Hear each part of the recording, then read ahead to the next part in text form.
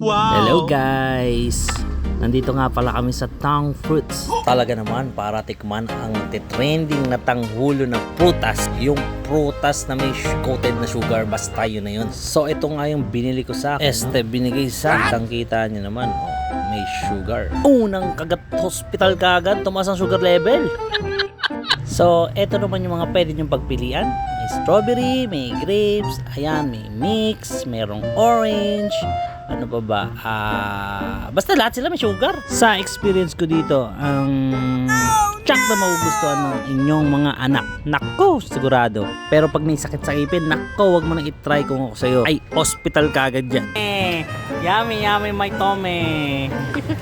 At ayun na nga, after kong kumain yan, ayan na, di ko na kinaya at nag-relax na ako. Yan yata massage yan eh. Ano lechon? So, ito na nga yung mga price nila, no? Ayun na nga at medyo pricey. Okay lang, matitikman mo naman yung twist ng Korea. Kaya mag-alala, nag-try kaming gumawa yan, pero mahirap pa. So, dito lang yan, no? Sa Robinson Metro East, tabi ng Santa Lucia, Cainta, Rizal. So, hanggang dito na lang. I hope nag-enjoy kayo. Hanggang sa muli.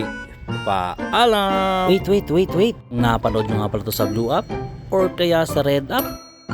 Pakibisita naman ako dito sa Black App.